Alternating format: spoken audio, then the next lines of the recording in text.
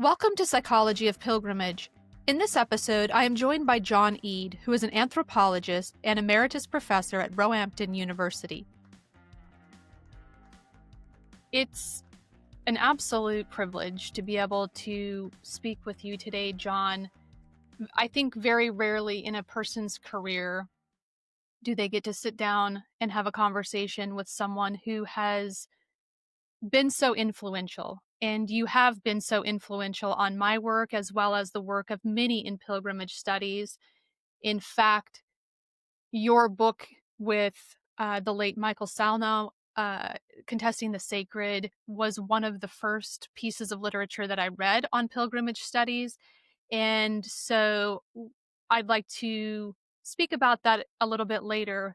I think a proper introduction, though, I don't know that I have enough time for that because of your influence, but I do want to just give an overview for listeners and viewers.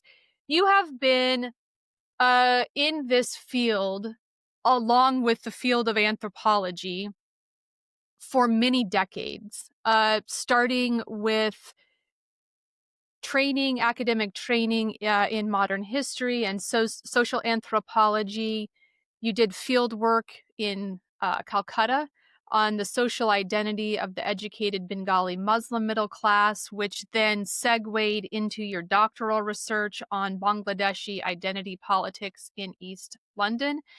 And from that point, your work has focused on pilgrimage studies, but also the adjacent topics of global migration and urban ethnicity, as well as identity politics. You've been a professor of sociology and anthropology at the University of Roehampton since 2011. And I bumped into your work as an early doctoral student in 2009.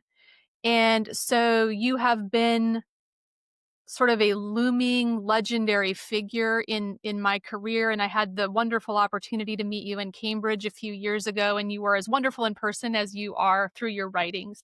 So it's wonderful to see you today and to have time to talk about your long and prosperous career, along with all of the wonderful mentoring that you have provided for young scholars who at this point, many of whom are quite prolific in pilgrimage studies. So your work in terms of pilgrimage has ranged from Lourdes and healing practices and rituals at Lourdes to battlefield tourism and pilgrimages, which is right in the heart of where my work is located right now, to migration and football pilgrimages. And so we've got a lot to chat about. Thank you for taking the time to be here and speak with me today. Thank you very much, Heather. I'd love to hear how it all began for you. How did you become interested in anthropology? Okay, well, I taught before I went to university. I taught in an African secondary school in Zimbabwe. No, in Zambia, sorry. And I found the kind of culture shock of getting on a plane and in 10 hours flying from Gatwick to Central Africa. Yes, it was a big shock.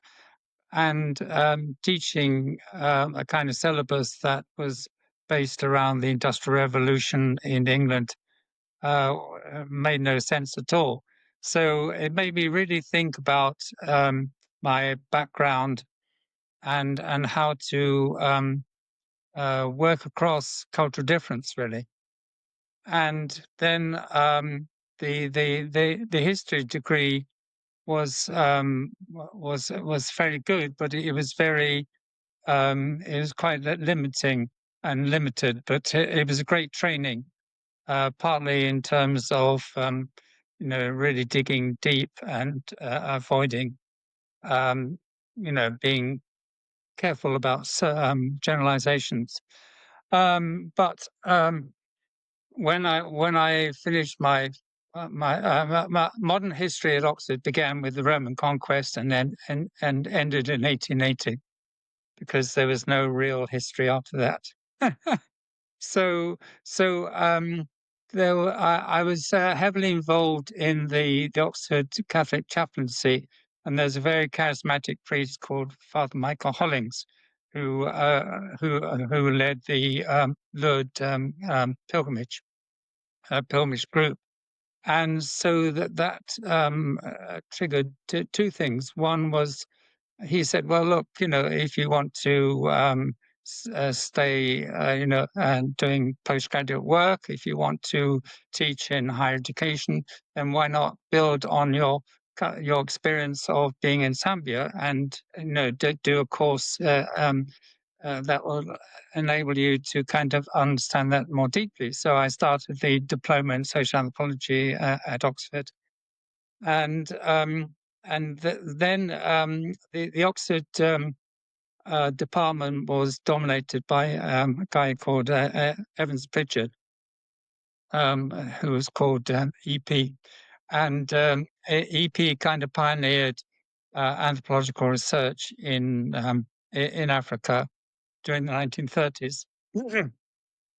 Um, but having taught in Zambia, I thought, well, perhaps it would be easy to some extent to go back to Africa. But I got more interested in India, partly because India has a long pre-colonial history. And of course, it was the time of the 60s and the Beatles and all that kind of stuff. So it was partly in the air. And I also got very interested in trying to link history with anthropology. I've always been interested in looking across boundaries between disciplines. And I read a very interesting book by an American scholar who combined the two, and I thought, oh, this is a nice model. And he was talking about the partition of British India in 1946, 47. And that kind of appealed to me because I myself been adopted when I was 6. So I understood this kind of whole issue of changing identity. As you said at the beginning, I've worked a lot on identity, and now we can talk more about our own positionality. We can talk more about why we decide to do certain things. It's not just an objective external process. It obviously engages our very personalities and our character. So off I went to Calcutta with just two names and built up a network. And I lived with a Bengali Muslim family most of the time, and that was the most powerful experience. It didn't do much good for my doctorate because my tutors back in Oxford didn't understand what I was doing, and I didn't really have the knowledge to kind of really develop it. I mean, now of course, studies of identity are fairly straightforward, but certainly not in those days. It was seen very much as a psychological variable, and also. Sorry, this is going on a bit too long, but Please continue. okay. Well, Indian anthropology is very much about village India. This is where the heart of the society was supposed to be. And I'd grown up in a village. Well, after I was adopted, I moved from a town to a village in Sussex. And so I got rather uh, bored with village life, and escaped. So basically, I didn't want to go back to doing that kind of village tradition society study. And of course, Calcutta is an incredible place, quite extraordinary in many ways. So those were the kinds of reasons why I started a career. And just to finish that, I then had to look for a job, of course, and I was offered a job in what was then a Catholic teacher training college, which is now University of Roehampton. So I've gone through the whole academic journey since 1973, actually. Um, but I got the job on the strength of finishing my thesis, and of course, I eventually had to call it quits because I still couldn't get acceptance. So I started again at Birkbeck College in University of London, and that's why. I had the typical problem of continuing research while doing a full-time job. Doing research outside of home country. But for me, the problem was solved because Bengalis had settled in East London, so that they'd come to me rather than me go to them. So yeah, and that was a very exciting time of anti-racist politics. Although, of course, now it's come back, same sort of story in a different guise. But there, the younger generation were getting involved in local politics, and it was a very exciting time. And my supervisor read all my stuff and advised me, and yeah, so I passed. And although I lost about 10 years, I learned a lot in that process. Hmm. Did you were the when you were in India, were you thinking were you seeing uh life in Calcutta through a lens of pilgrimages? Was that part of your thinking at this point, or were you looking more at sort of the as an ethnographer and documenting what you were seeing in pilgrimage may have intersected, but it wasn't that important? Yeah, that's right. The family I lived with were Sufis, so and they'd been educated at Jesuit college. So we spent a lot of time talking about different religions, different faiths. And I was particularly interested because I'd started going to Lourdes. I was very interested in the whole issue of devotion to saints, Hmm. their role, where the supernatural and the human world intersect. And looking back now, the mother who I was very close to was uh, quite distressed about her son, who didn't kind of fit into the conventional track. Anyway, and I think looking back now, I think she hoped for some kind of cure through devotion to the saint. They're called peers. They act as a kind of intermediary, I suppose, between Islam and Hinduism, Buddhism. Yeah, so I didn't really think about pilgrimage. I came back to England to go back to Lourdes on pilgrimage again. So I really did it. I didn't study it, but of course you don't switch off your intellectual apparatus when you're doing these things. Yeah.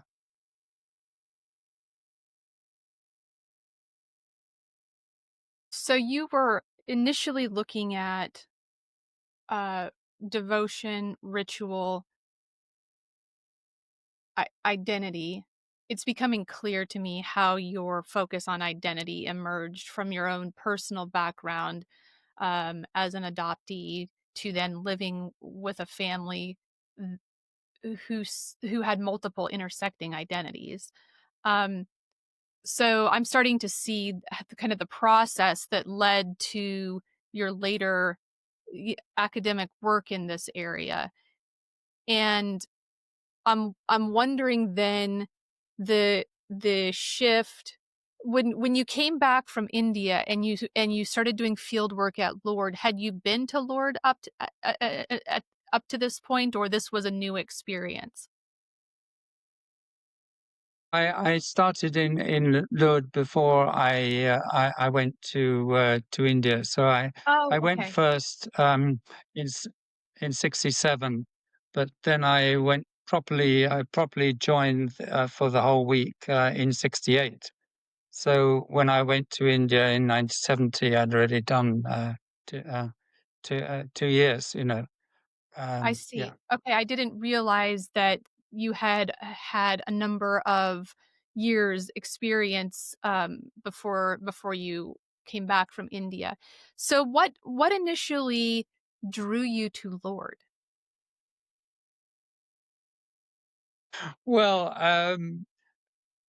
Well, as I said, sorry, it's quite a long story, but I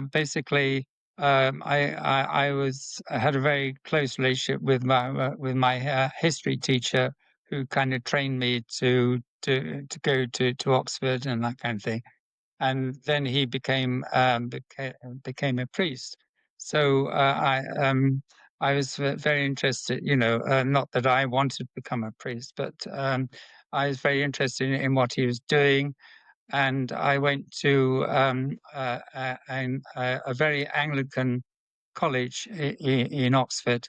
Where the warden was one of the reputation of being the most brilliant man in Oxford, which was quite terrifying. And he heard I had Romish tendencies. I was brought up in the Church of England in rural Sussex, um, and so he invited me for a weekend to stay, and I was terrified that he would investigate my very aesthetic and non-theological reasons for uh, for wanting to become a Catholic. But he was incredibly shy and wouldn't ask me directly. So we agreed to ignore the elephant in the room, and I was able to go back to my college room un, unscathed. But so anyway, yes, I mean during my undergraduate years, my parents, who were quite evangelical Anglicans, threatened to cut off my grant, which wasn't very psychologically very clever because that made me more determined to become a Catholic. Uh, and as I said, Michael Hollings, Crispin Hollis were two chaplains at the chaplaincy. It was a very vibrant place. Um, and so I heard about, I probably met people who'd gone to Lourdes and said, "Oh, it's interesting, great experience." So I thought I would give it a whirl, and so I started. As I said, I had a taster in '67, and then I thought, "Oh, this is really interesting," and uh, and of course you make friends, so I've made friends over many years, and through the wonders of the internet, there's a kind of Facebook Lured volunteer page where all these guys that I met over the years. Everyone's not getting any younger, but they're sort of grandparents now. But What was it like to be at Lourdes the first time? What do you remember some of your early observations or what you experienced? I mean, you're sort of in this participant observer mode, so you're observing yeah, what's happening around, but you're also experiencing it as an embodied yes, pilgrim. What was that like? yes. Well, it is very French, and my grandfather was a French chef, so I've always had this kind of thing about France and not being able to speak French very fluently, but able to read it and very interested in French culture. So yeah, so it was very militaristic, and very traditional, with a very strong French hierarchy. But we went at the end of July, which was when the English pilgrimages arrived. And so we were quite useful to the English pilgrimages because at that time, not so many helpers. We were all volunteers, working at various places within the shrine, the airport station, etc. And so we were useful because we could negotiate between the English pilgrimages and the French hierarchy. But probably viewers may not know, but when Lourdes developed in 1858 onwards, it attracted obviously thousands of people who had to be somehow organized. So two volunteer confraternities were set up, and the one that I joined was the one that functioned most of the time. And we took a vow to Our Lady to go every year, which is quite scary. It's a very strong hook. But eventually, and I became fascinated, I suppose, by the linguistic diversity, but also the class and the national diversity, which probably led me to towards in the idea of contestation, the kind of complex uh, grits in the machine, if you like. Yeah. I was thinking about that exact concept when you said, I thought, I wonder if this influenced this notion of contestation, which is probably a nice segue to talking about your this edited work with the late Michael Salnow, which was published in 1991, Contesting the Sacred. The reason it influenced me is the individual focus that you brought, that this idea that pilgrims have different motivations. They are coming to sites with differing ideas and meaning constructions that pre-exist their pilgrimage, but then the way the meaning is constructed afterwards about their pilgrimages is also different.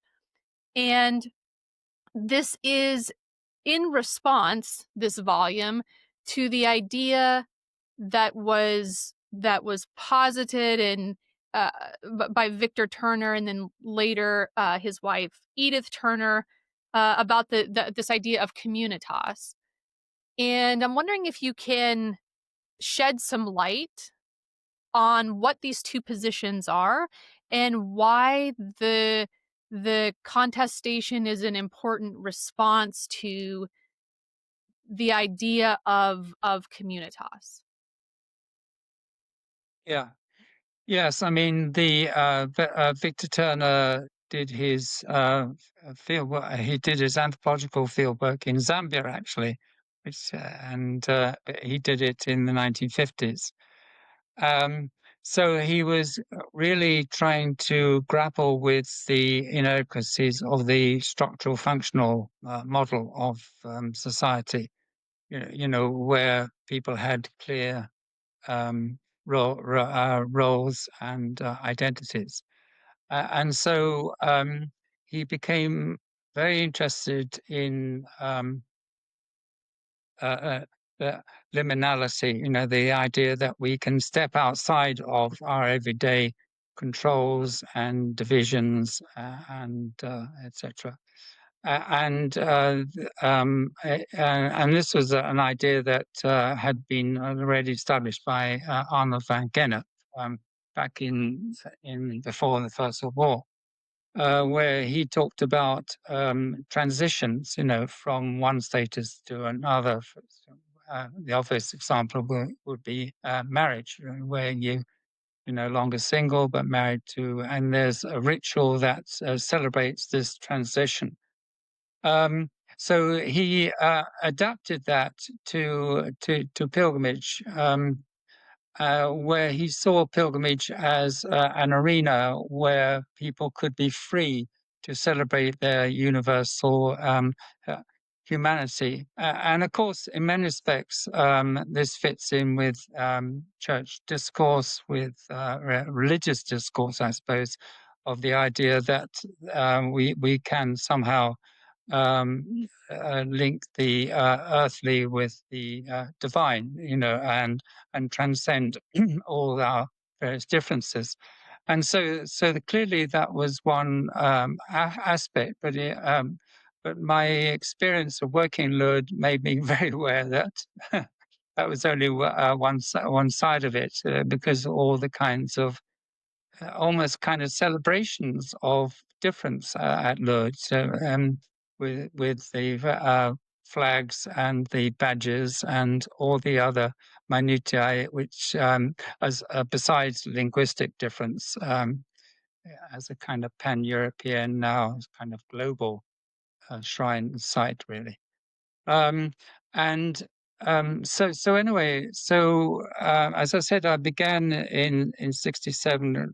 Started going regularly each year, partly because I made friends. So it wasn't just a kind of holy progress. It was also catching up each year, and having some really interesting discussions about life, I suppose, meaning of life, and all that kind of thing. So, so by the late '80s, I thought, well, it'd be, as I explained, I got my PhD out of the way. My academic work was going okay, teaching was going okay. So I basically thought, well, it'd be great to have a 3-day conference on pilgrimage. And you probably couldn't do that nowadays. So I just wrote round letters to people to say, would you like to come? And so they came, and so we had this wonderful privilege of talking about pilgrimage. And I wanted to bring together historians and anthropologists, but also those involved in running shrines, directors of shrines. I'm not sure that they made much of us academics, but anyway, it was worth a try. And afterwards, one of them was Michael Salmo, who was the kind of real expert on pilgrimage. He'd gone off to the high Andes of Peru and yomped to the mountain shrine with these village bands, and he'd written in the '80s a very important article showing the limitations of the communitas model. Um, because in the pilgrimage in the high Andes, bands compete with one another in dancing and music and all that kind of thing. And when they come to the mountain, the mountain symbolizes fertility because there's a glacier. So there's all these kind of pre-Christian things that are brought together with Christian traditions about pilgrimage. So he showed that complexity in a famous book called Pilgrims of the Andes. Anyway, Mike had one of the things I suppose I'm good at is networking with people. Um, and Mike had acted as the University of London monitor of my anthropology teaching for my courses. So, and we got on very well. He's a very good person. And so afterwards, we thought, well, it'd be great to publish something. And then I had the idea of bringing together anthropologists and historians, but that didn't really work. So contesting the sacred became, I think, quite good in the sense it was had a clear argument, and the chapters were wove together quite well, I think. Yeah. Mm. I do have a couple of questions about a different lens into this book. My work is Mm. focused on the psychological dimensions of pilgrimages, and I have been fascinated both by liminality and communitas as psychological concepts. We see Yeah. liminality written about in terms of the therapeutic process. So this was Mm. an easy term for me to grasp in terms of this idea of some type of space where one is neither here nor there. Um, and also, communitas is interesting to me from a psychological standpoint because, on one hand, you're talking about that social rank and identity and differences in hierarchy are still present in pilgrimages, particularly in the case of Lourdes.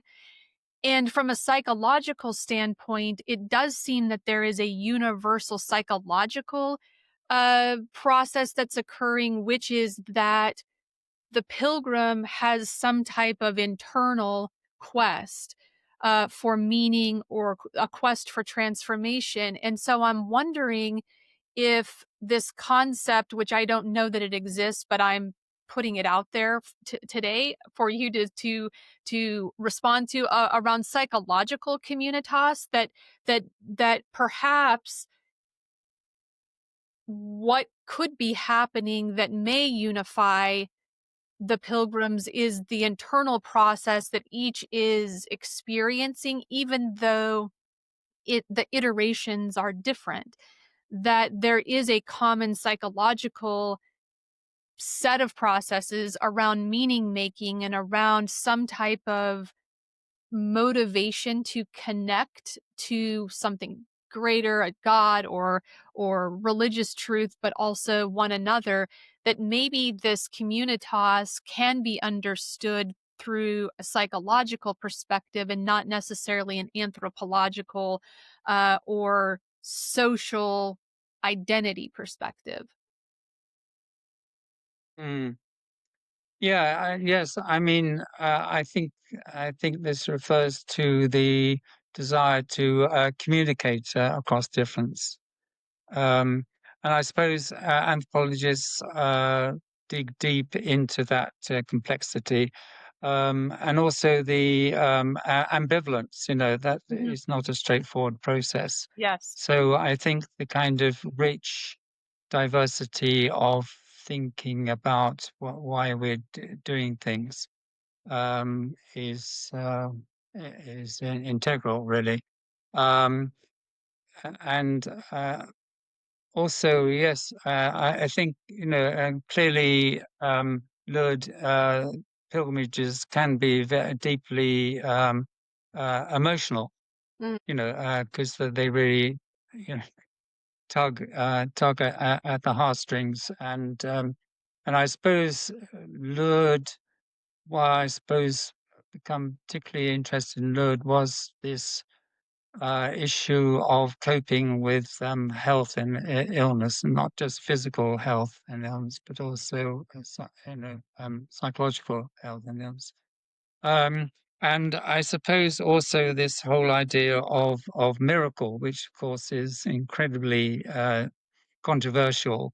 Um, and of course, Lourdes got itself. Ruth Harris, in a famous book on Lourdes, wrote very powerfully about the disputes really between church and the scientific fraternity, who believed that really the so-called miracles were really could be explained in a very and it was kind of science against religion, that kind of thing, which I think now we those that kind of war contest has really weakened, I think, as we understand the complexity of the way that the mind, the brain, and relationship between mind and body, etc., works. But I just give you an example of um, an anecdote that made me really think about this whole issue of miracle. I bumped into someone and one year, and I said, "Well, how has your year been?" A lot of people say, "Oh, it's good to see you here, back here again," that kind of thing. And he said, "Oh, I've had a miracle." I said, "Really? Wow." Really meet someone who without embarrassment, says that they've had a miracle. So I said, what happened? She says, well, I got my life together. and I thought that was that really explained the way that the kind of everyday, in anthropology now, there's a great heavy emphasis on materiality, on the everyday, and as opposed to kind of official definitions. And I thought this was a wonderful example of the way that the kind of meaning that you're talking about. That was her way of making sense of what had happened, Yes. and linking it to the yeah. I'm also thinking about the paper that was written by Noterman in, I think, 2009 about meaning making and healing in Lourdes. And I read this paper with great fascination because honestly, the title drew me in. I thought, oh, this is really getting at something that is interesting, which was this idea of healing. And is this even possible? So that was really the focus of my PhD work was on this healing and sort of this therapeutic experiences and therapeutic value of pilgrimages. And it was interesting to read this paper because healing sort of was reconceptualized within the paper, Mm, where there mm, were a number of cases of older adults who were interviewed about their pilgrimages to Lord, and they talked about mm, processing uh, earlier pain and trauma. Many of them had lost children, and so that mm, became the focus is mm. healing from this loss. And so I do think that even the researchers are sort of reimagining what healing is based on the testimonies of the pilgrims. And I'm really curious to learn more about your ideas of healing and how they have either evolved or what you have learned from pilgrims at Lourdes, particularly, but other pilgrimage sites as well. Yeah, I mean, the the tradition at Lourdes is very much to focus on physical Yes. healing. So miracles will only be announced. Well, basically, that there's a medical tribunal made up of a whole variety of people, and the cases that they come up with, they say, well, we cannot explain this given current scientific knowledge. So then it's up to the bishop, uh, if he, because we Catholic Church, it's only he, decides to make a case out of this. So only out of the thousands of claims to healing, only 73 or something like that have been declared uh, uh, miraculous. So, so it's a bit like winning the lottery, isn't it? Really, um, I'm more interested, I suppose, both personally and academically, in um, the kind of everyday, rather than the exceptional. What is the kind of common um, grappling with issues, psychological as well as physical. So the first thing would be I'd be interested in uh, looking beyond simply the physical. To look at the whole complexity of the mind body relationship, um, but and that links, I think, to your kind of implicit invitation to look beyond Lourdes. We talk a lot about Lourdes. I mean, people define pilgrimage now in a whole variety of ways, and um, I that was born into me when I went on a one-day walk organised by the British Pilgrimage Trust, who have a very different view about pilgrimage. Although I suppose they would still argue that it's well, they define pilgrimage as walking with meaning, so it is linked to what you're saying. But uh, wh- wh- uh, when I went on the on their two walks.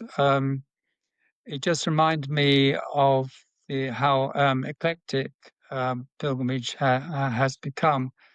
And also, as quite a few scholars have talked about, is the journey as well as the destination. I tend to speak up for the destination because I think the journey has become so popular, particularly with the Camino, the Mhm. walks to Santiago. Um, so I still feel that the place, the destination, is still very important, and people's grapplings with meaning around what it is to be at this particular place. Yeah. You mention an interesting point and series of phenomena that I was thinking about this morning uh before we started to record the episode.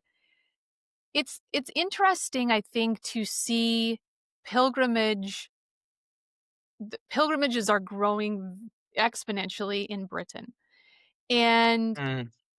there are academics and researchers like yourself who are studying and writing and reporting on pilgrimages. And then there are theological positions that are changing. I was just speaking with Anne Bailey about something that I was shocked by, which is that relics are now making their way into Anglican churches, or there is an emphasis on relics in a way that is evolving and different.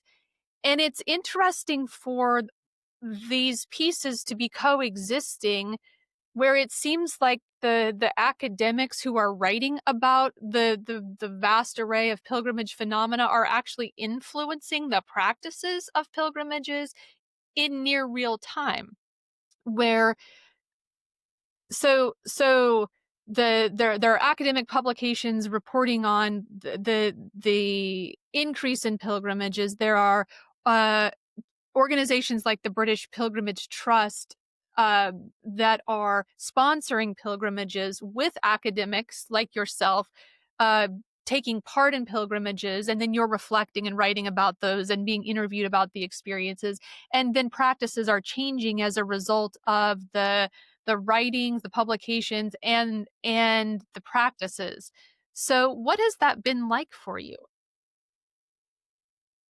You're you're sort Well, of quite. exist Yeah, there's this real-time dimension to your work. Yeah. I mean, the second walk that the British Pilgrimage Trust organised.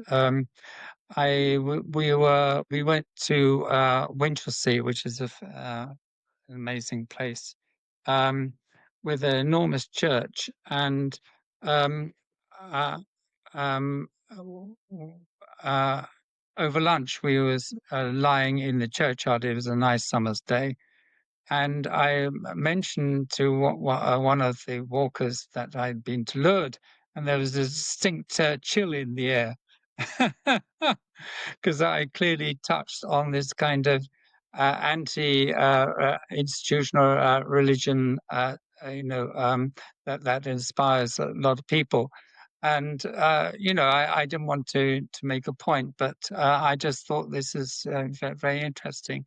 So I suppose it challenges the way I've been brought up. I was brought up, I said earlier, in rural Sussex, going to Church of England, singing in church choirs, then becoming a Catholic. So I've been very much socialized in institutional religion, even though I have all kinds of questions about it. But I've never been against religion.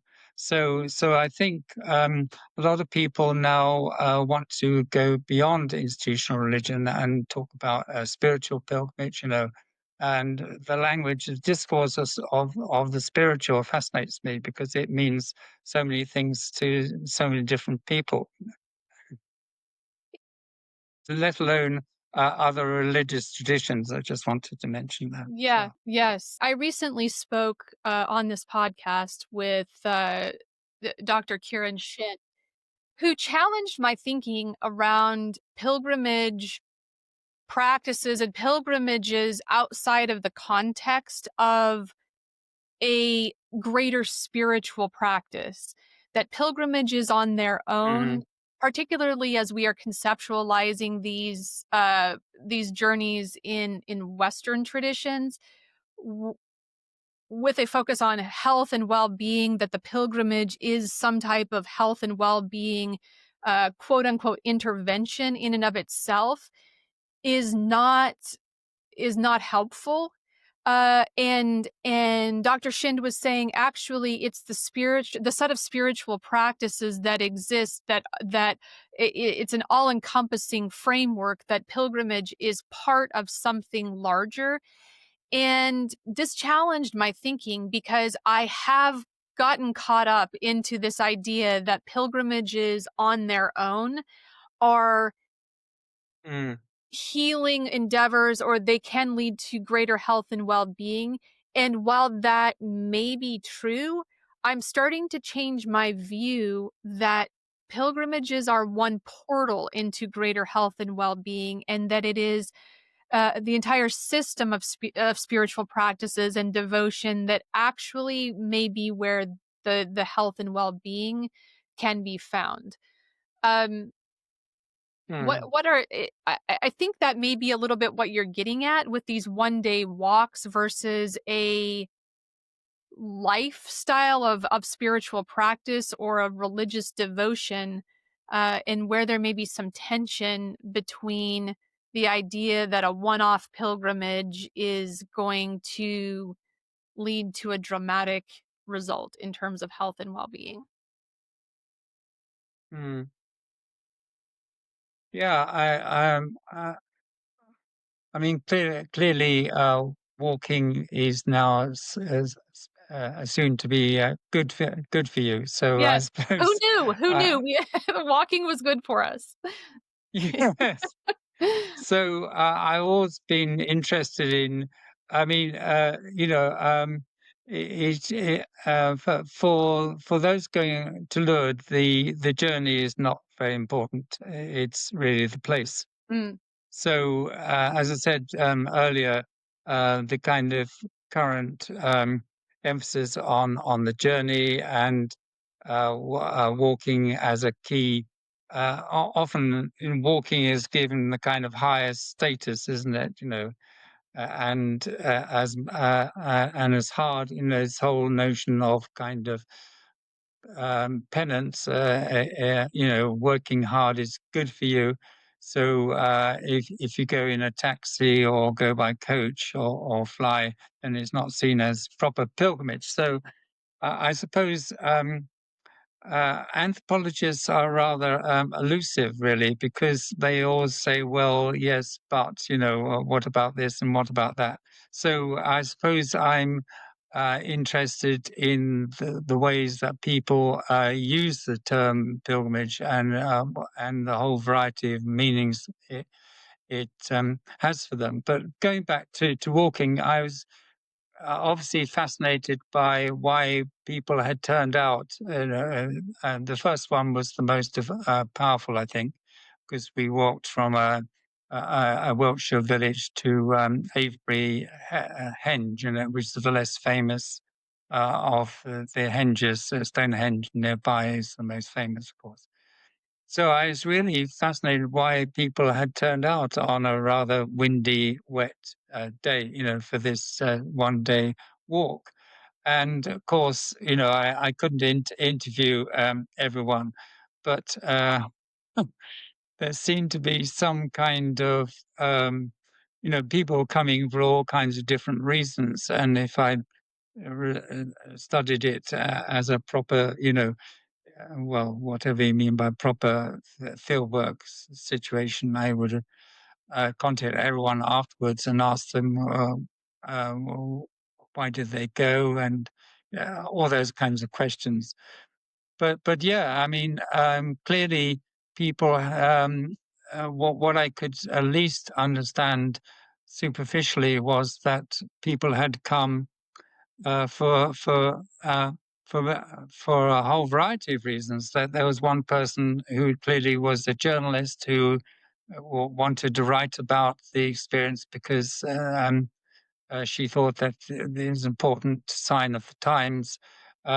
I spent quite a lot of time talking to a Muslim who was on the pilgrimage, and he was asking me about why do people go on pilgrimage in Christian traditions. So we had a wonderful interfaith discussion. So I was really fascinated, I suppose, by the tip of the iceberg introduction to the kind of the whole diverse reasons, and of course, sorry, one of the things that became clear is that people go on pilgrimage to catch up with friends. You know, it's a kind of annual get together, and that was certainly I understood that also from Lourdes that it's a way. Well, and also, and this comes back to the earlier discussion of liminality. Um, I think. The kind of journey and being at a place helps one to do all kinds of things that one wouldn't normally do. So for example, at Lourdes, people walk around with rosaries and praying and singing, the kind of thing that they wouldn't do in around where I live in Fulham. You know, so this whole kind of non-religious, so-called secular um, world that we live in, there's a certain element of time out, as which links, I think, the kind of BPT journeys with what I've seen at Lourdes. Mm. The timeout and the space, designated space and place for pilgrim activities, pilgrim practices, I think is one of the themes that has emerged in my work also with interviewing pilgrims of a variety of types of pilgrimages where people say just simply having a designated time away from work. One of my research participants told me that this was the only time he felt he could leave work, and turn off his email and not have to explain where he was to his coworkers, that simply using the Yeah, word pilgrimage yeah, was an indicator to those at his place of employment that his time right. and absence from work were for a sacred purpose rather than some type of leisure Hmm. travel to a place like Disneyland or some other destination. That so there was a an emotional buffer that was created by going on this pilgrimage.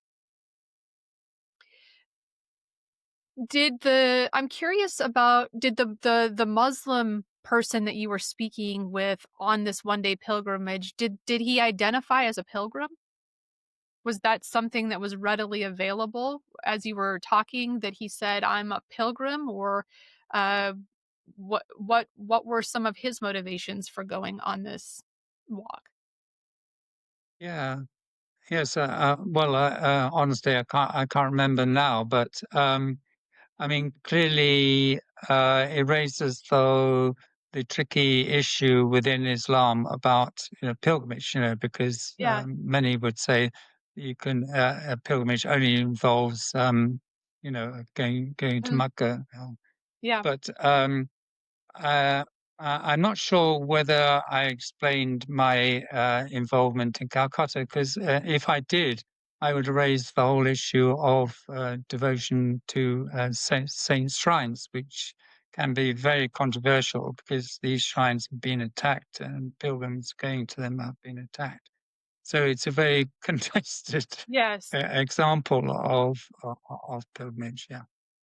I also wondered, I had just recently spoken with a historian on in a recent podcast episode about Jewish French pilgrims after the First World War mm, who were going on pilgrimages to the former battlefields and to monuments within the context of their Jewish identity. And one of the reasons that they were yeah, doing this was to demonstrate that they were in fact French, that they had served with the French army. Many of them died mm, in the war, and so we discussed a bit, and I had been thinking about and sort of reflected on this idea that for for individuals who are part of minority communities, oftentimes pilgrimages are a way to show one's identity as part of the majority culture. And so when you were speaking about mm, this Muslim man on this one-day pilgrimage, I wondered if that was mm, also a factor in his decision, to go on this pilgrimage, whether it was because of, it was passing through his home or nearby, and he wanted to be a part of this group, or yeah, it just prompted me to think about the motivations in this case. yeah.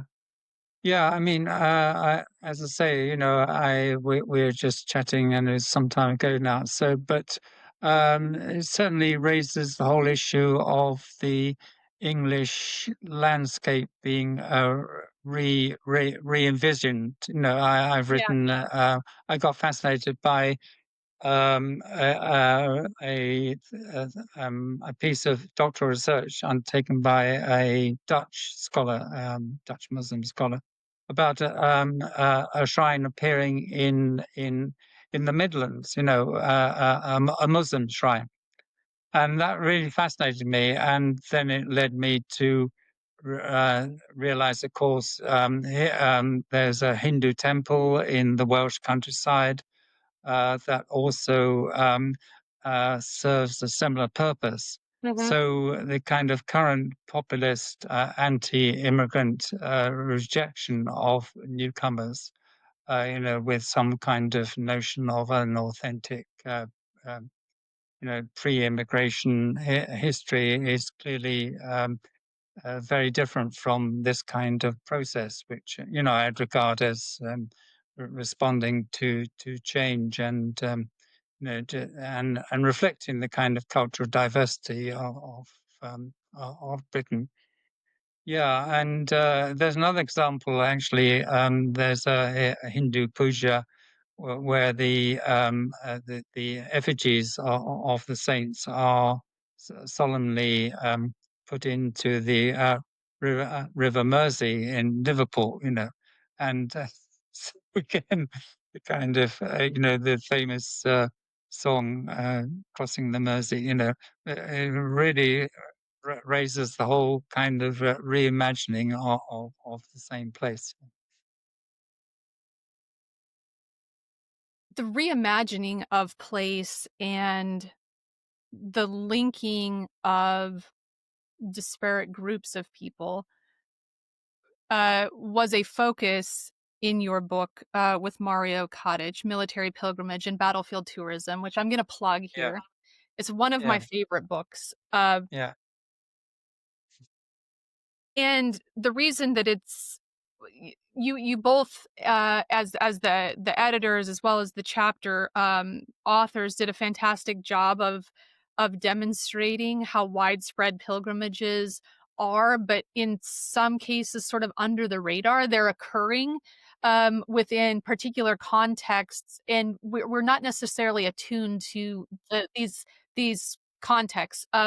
And so the book is about different iterations of pilgrimages that are happening either by military groups, or to military sites or sites that have become important, either because they're battlefields or because they are shrines that have military pilgrimages, like the military pilgrimage at Lourdes.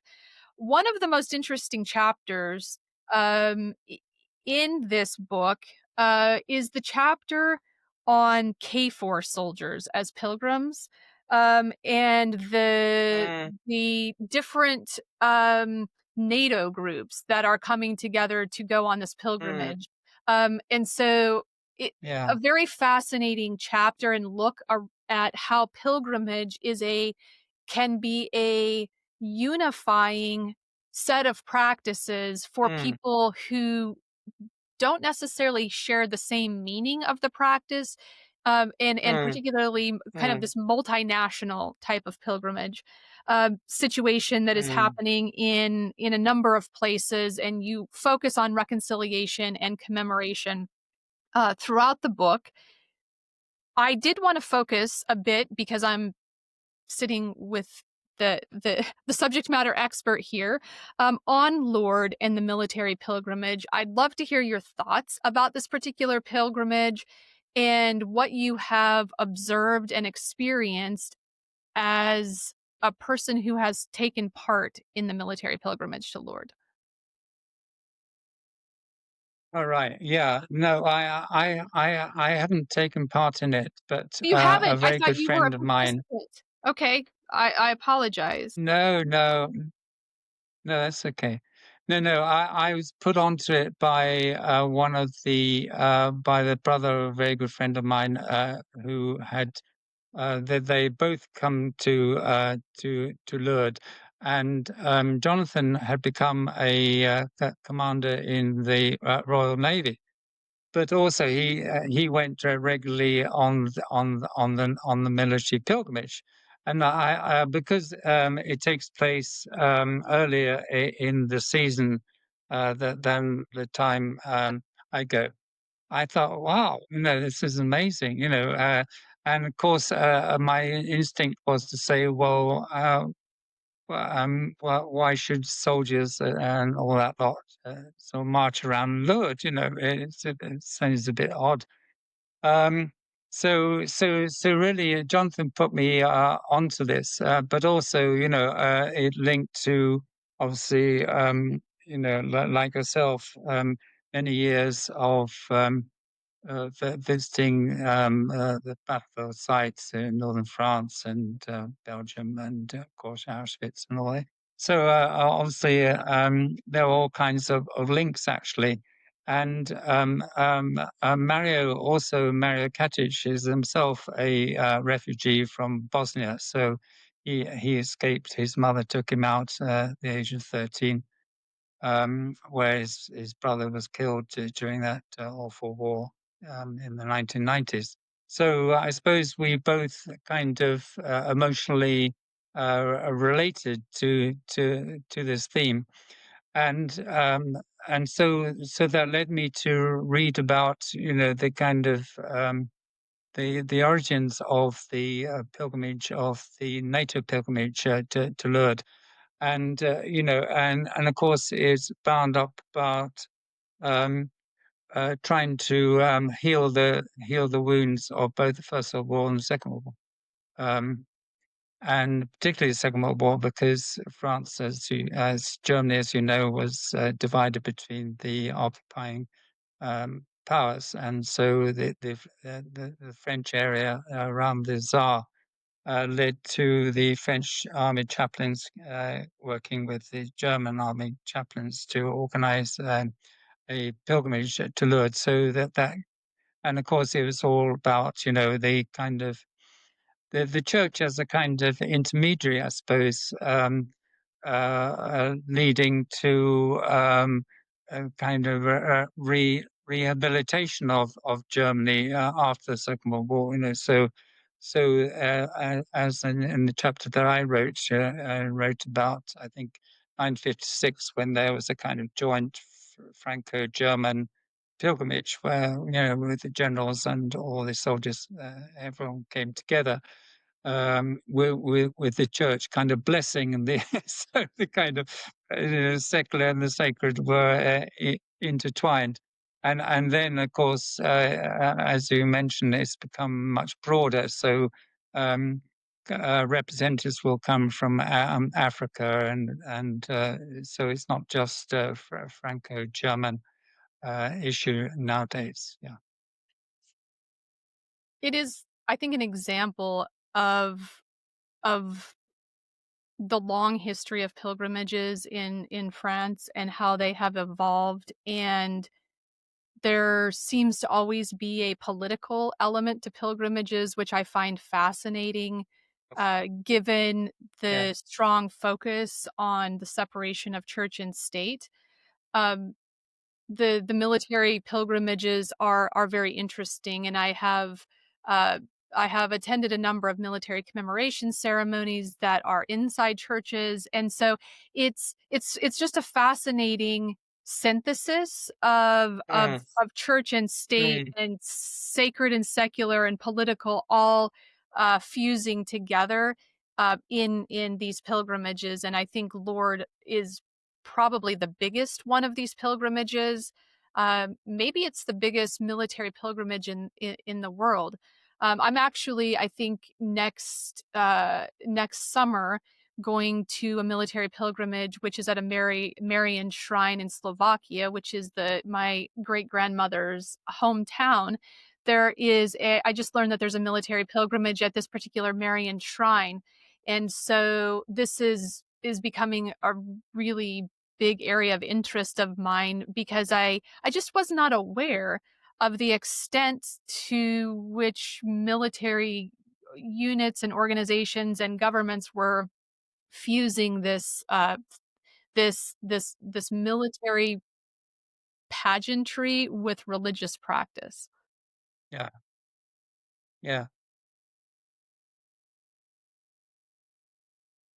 What you were I think you and I have had conversations in previous discussions, I guess, about your own interest in battlefield pilgrimages,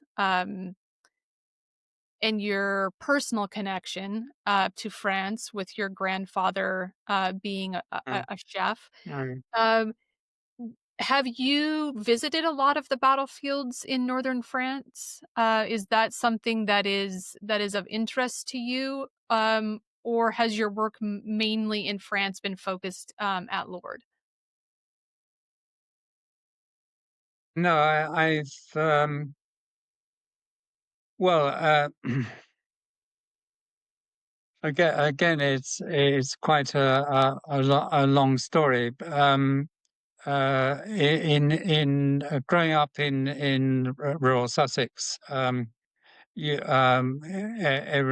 Remembrance Sunday, people turn up with their medals and a lot of marching around and all kind of. And my father was quite caustic about it, quite cynical. Said, "Well, these people, they think they're wonderful, but um, and so I grew up. Well, as I said earlier, I'm very interested in ambivalence. Things are neither one nor the other, but much more murky and messy in between. And I've always been interested in the kind of idea of of the sacrifice that people make, and and why they do that. But also, I've been very interested in people trying to avoid getting killed, which is a pretty obvious reason. So I just give you an anecdote.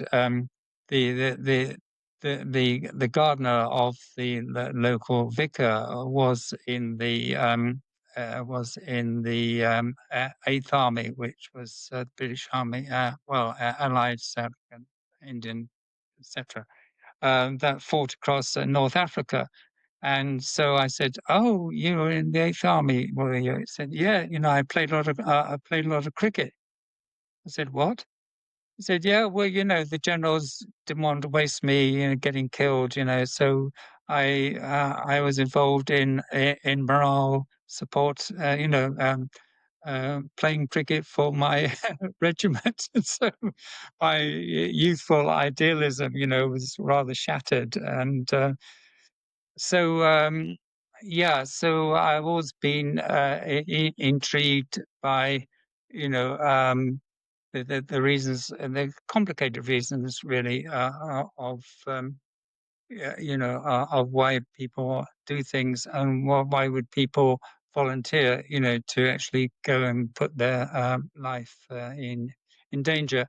And I suppose also a further issue is the kind of reaction in the 60s against the kind of chest beating and kind of tub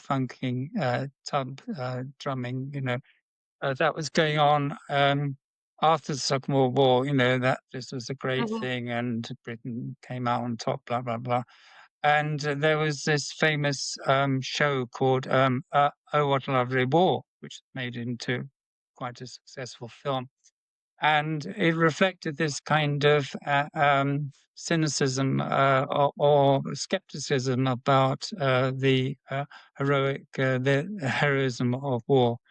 Um, and so I kind of and of course, growing up in the shadow of the bomb, of the Cold Mhm. War, combined with so there are many factors, but also what's extraordinary is, I suppose, the First War is the most poignant, really. That it was such an awful war, where the kind of first industrial war, where really people's individual bodies were a mincemeat, and obviously Verdun is the most famous Mhm. example, where just people were buried alive and pulverized, really. So the kind of machine against the individual body, I suppose. And of course, as you know, these cemeteries are set in beautiful countryside, so it seems incredibly peaceful. So the kind of dissonance between the kind of horrors of war and the sequel, and people wanting to have good good memories rather than the um, awful ones. It's interesting to note that the pilgrimages that occurred during the interwar era were undertaken by many different groups of people, but one of the most prominent, groups Mm, was the veterans themselves, particularly from Britain mm, and then from the United States. And even, King George V, when he visited, during his pilgrimage in 1920, remarked that I'm paraphrasing, there are no, greater proponents, of peace, than those who are pilgrims to these battlefields, and so the pilgrimages were reminders of what humans are capable of in terms of destruction of one yeah, another and destruction of the earth, destruction of culture and his kind of heritage and sacred sites. And yet, the world was at war again very soon after, and this dissonance mm, has always been curiosity for me, uh, where not only were many of these veterans, well, they fought in the war, but then they go back and say, "Never again. We're never doing this again. How could we have done this to one another?" And then mm, in a short time after, we are back at it again. And yeah, that's yeah, curious to me, how we can, as humans, how we can have such powerful experiences during pilgrimages, but in response to the actual events of war, and then be right back in the same circumstances 10 years after the major pilgrimages, which were happening in 1927 and for the British in 1928. Um, so it's just a sad state of affairs, I think. But the pilgrimages were psychological in many ways. They were there was a number of mm, psychological processes that were occurring from, finding some type of closure or coming to terms with the loss of the friends, or for families, seeing the grave was an mm, act of finality. Um, and and then being right back in the same circumstance where we don't actually see the pilgrimages in mass after the Second World War like we did in the First World War, or in the mm, interwar era, and that's also curious to me. Why? I mean, partly it's because the remains were repatriated back to our respective countries, in some cases. And at least for the British, not so much for the American, although we did repatriate remains, but we still have very large military cemeteries, um, in Europe, and the Pacific after the Second World War, but the pilgrimages were not so prevalent. mhm. I really wanted to talk with you about your commitment to mentoring young scholars. You have been Mhm. a magnificent advocate for a number of people, our mutual colleagues, in some important pieces of research, particularly on the Saint Olave ways. In one case, or Saint Olave way and ways, it's more than one path, among other research projects, that cover a breadth of pilgrimage, practices and pilgrimage sites, and the inner processes of pilgrimages. Why has this become so important for you to mentor? Well, yeah. Well, because I like working with people, and it's a great privilege as a teacher working with intelligent young people. So that's the first reason. The second reason is that we want to pass on uh, to the next generation and the generation after that, and it's quite clear that people's reputations can disappear quite fast. And one of the reasons, I suppose, I always try to dedicate stuff to Mike. Is that he he died too young, and he died at 42. Although I did meet his daughter actually during COVID. She's a doctor and wrote a piece on the body and all that kind of stuff. So we had a great catch up, and so as I said earlier, he was the expert, and I suppose I've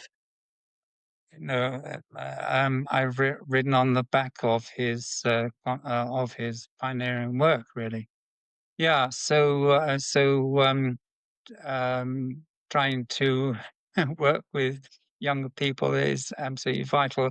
And I've noticed this in other areas. For example, when I played a lot of sport, and again, teams are very good, and then everyone disappears, and then the whole thing collapses. So it's so important to get to younger people involved, and also with choirs. The choir I'm in now is getting average age is about 70 or something like that, so in 2 years' time, there won't be a choir, unless they recruit new people. Mhm. It does seem to be the case for people who are doing, they're writing the master's thesis, or even an honors thesis, or the PhD thesis or dissertation on the topic of something related to pilgrimages. Often it's a one-off. I can think of a number of examples of scholars where it's a one-off piece of work, and then the funding disappears. Yeah, Everyone has to find a job. And I don't know if it's particular to pilgrimage studies, but it's very prevalent in pilgrimage studies, which I think is a sad state of affairs, because there are so many people that say, "Well, this is my side hustle. I'm working in another area." Um, in my case, it's also similar where I'm teaching, in mental health counseling and applied psychology, and my real passion is pilgrimages, and this is the case for many, many people. Do you have thoughts about why that is? Why it has been challenging to gain some type of collective momentum, in this subfield? Yeah, I think one of the issues is that it's multidisciplinary, so it Yeah. doesn't slot in to neatly some institutional structure. Mhm. So the theologians are happy to add it to courses. Although I think added to that, there's also within uh, Western Europe, there's still a kind of a Protestant bias against Mhm. pilgrimage. Is seen as far too emotional and material and Catholic. Uh, uh, and it's very important to keep it open to prevent that. Um, and I think I was thinking of, for example, in the Middle East, where pilgrimage would be seen as very important to talk about. It's been treated in a very narrow way. So there's kind of attempting to kind of prevent it being co-opted by a particular institution or whether academic or religious.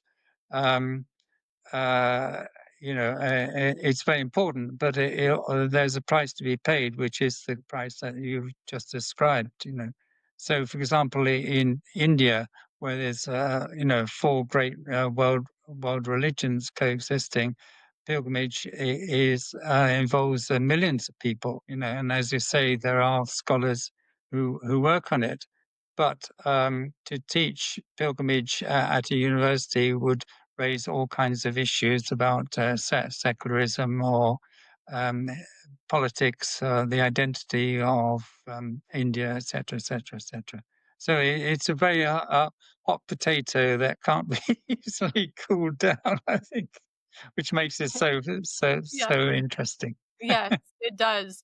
What is especially interesting is that the people who are involved in the pilgrimage studies space, whether that is as practitioners or researchers or academics or some people who are teaching about pilgrimage, is that it seems to be very personally inspiring. And so the people who are involved are Yeah, among the best people that I've met because they are quite driven by this personal interest and passion and pursuit, even just despite the fact that it may not be fully supported or funded, or the infrastructure may not fully exist for that.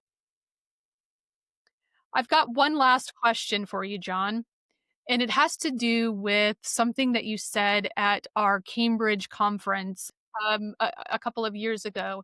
yeah, You made a comment about yeah. lighting candles, and this being you had sort of whittled down that maybe and correct me if I'm wrong because I'm paraphrasing you here, which is a bit daunting. That lighting a candle, it could be the practice that defines pilgrimage. Have I said that correctly? Huh. Well, I don't remember saying it, but it's very interesting idea. Because in your list, you include it in your list. Yeah. Yeah, it made me think. And there's almost a kind of research project in there. Why do people light candles? And you're referring earlier to sort of Anglican tradition adopting all kinds of things that they wouldn't they associated previously with Catholicism. And as you know, in cathedrals and churches, lighting a candle has become quite accepted in many places. So I was really thinking about how popular the issue of lighting a candle has been in Lourdes. There's all kinds of um, grumblings about it. You know, why can't I? In the past, they were put in a bin, and for lighting, because there's so many candles that the candle tree was overwhelmed, and there were dark rumors that they got recycled and sold to make more money. But anyway, so I think they've solved that problem by opening up a much bigger space opposite on the opposite side of the river. But also, I was fascinated by the kind of symbolism of the candle, you know, of lighting up the dark. And again, it might be this kind of association between the human world and the supernatural world, that somehow the light, the flame is reaching up, you know. But again, it's a fascinating area for further research. But you're right. I mean, it's become increasingly popular, and so clearly does respond to some kind of strong feeling. And of course, you know, sorry to kind of riff on this, but I was thinking about fireworks. You know how in Spain and other places, well, in England too, Guy Fawkes and all that kind of thing. So lighting rockets and candles, I think, would be one aspect of this kind of fascination with fire and lighting up the dark. Really. Yeah, it predating this this event in Cambridge, I had been thinking about Mm, this virtual pilgrimage that I was involved with in for a U.S. Military division from World War One, and we had gotten funding to create this virtual pilgrimage, and there were a lot of mm, discussions amongst our team about how could this site become more than a site where a person is just clicking on buttons. And one of the practices that we had thought about was creating a widget so people could light a candle inside this church virtually. mm, And for those of us who were speaking about this, who are coming from all different kind of sectors, not only academics, the idea that a virtual visitor could light a virtual candle and as a commemorative act or as an act of um, sh- showing others that they had been in this virtual space and leaving this little like a little candle on an altar inside this small church in Bello, France.